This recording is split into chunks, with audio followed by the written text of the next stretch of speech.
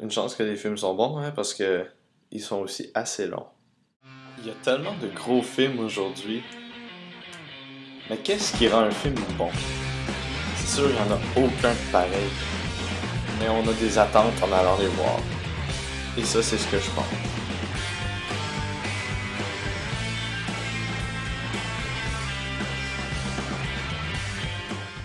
La trilogie Le Seigneur des Anneaux. Le premier étant La Communauté de l'Anneau, le deuxième Les Deux Tours et le troisième Le Retour du Roi. Cette série-là, la série Le Seigneur des Anneaux, est devenue classique dans le genre fantastique et médiéval. Et pas sans raison, sérieusement, je crois que c'est la série médiévale et fantastique qui a été le plus réussie.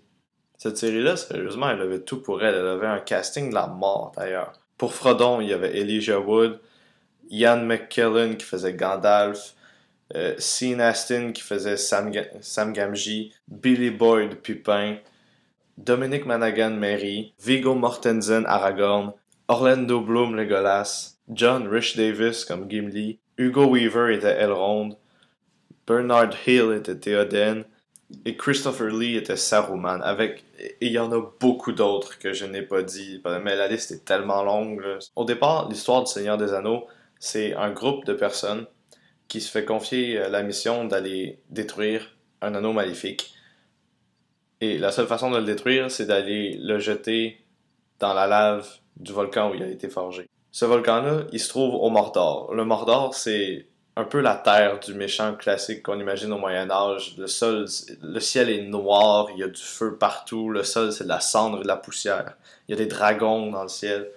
Et c'est pas vraiment l'endroit où on voudrait s'aventurer, mais ça, c'est à la fin seulement qu'il y arrive. Le premier film de la série focus vraiment sur le groupe de personnes qui se fait donner cette mission-là.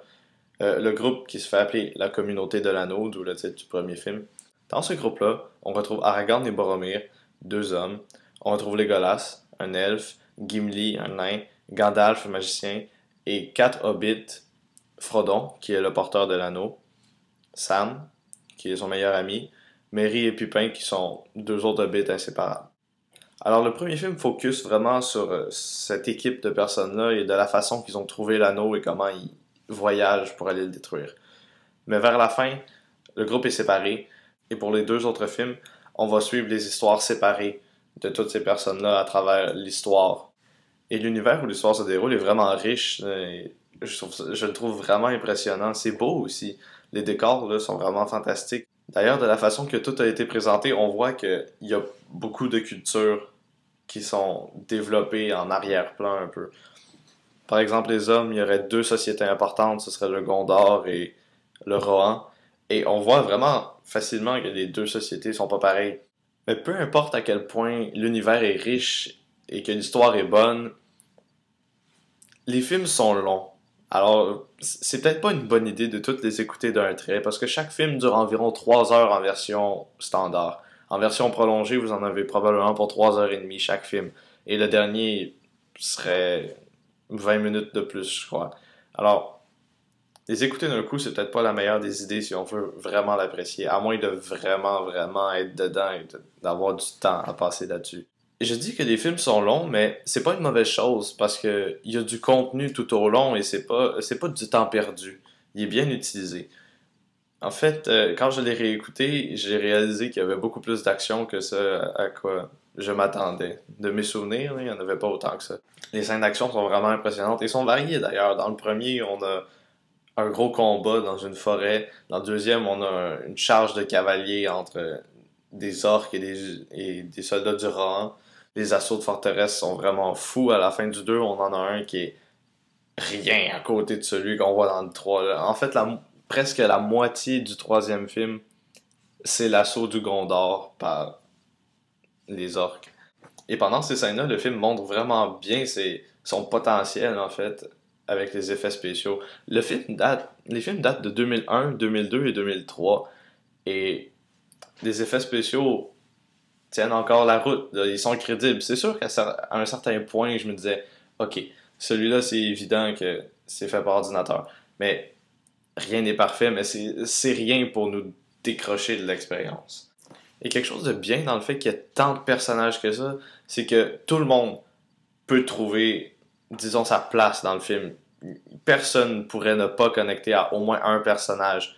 Et ces films-là sont tellement gigantesques qu'il y a plein de petites histoires intercalées à l'intérieur de la principale. On a à peu près de tout.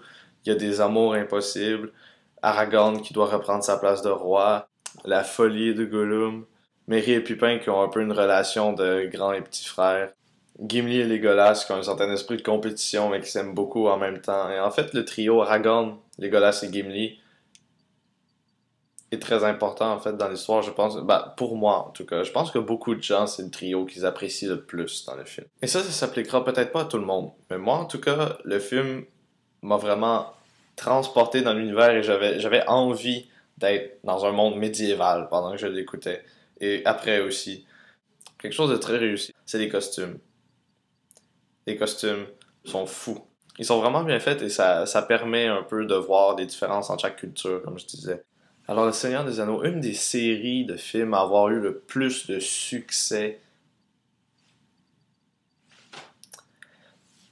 je vais donner... Je vais donner un 8. J'ai hésité entre le 8 et le 9, mais je vais aller avec un 8 finalement. Pour deux grandes raisons, en fait. La première, c'est que c'est pas tout le monde qui aime les univers fantastiques et médiévals. Alors déjà là, ça enlève quand même un grand auditoire. Il y a aussi le fait que c'est pas tout le monde aussi qui est prêt à rester assis et écouter le film pendant 3 heures. Et déjà là, ça c'est seulement un film. On n'a pas la série au complet, alors c'est des points négatifs pour Le Seigneur des Anneaux. Mais à part ça, tout est vraiment bon, là. C'est fantastique, l'univers est incroyable. Les personnages sont très intéressants et extrêmement bien joués aussi. Le casting était vraiment bon. Les effets spéciaux tiennent encore très bien la route, même si des fois ça paraissait que c'était pas pour vrai. Le film livre de l'action vraiment spectaculaire qu'aucun autre film fantastique a jamais fait. Et c'est simplement un classique, tout le monde devrait le voir, là. C'est très bon, allez le voir. Prenez le temps de tous les écouter. Pas tout en même temps parce que vous risquez de perdre de fil et de l'intérêt, mais il valent la peine de tous être vus.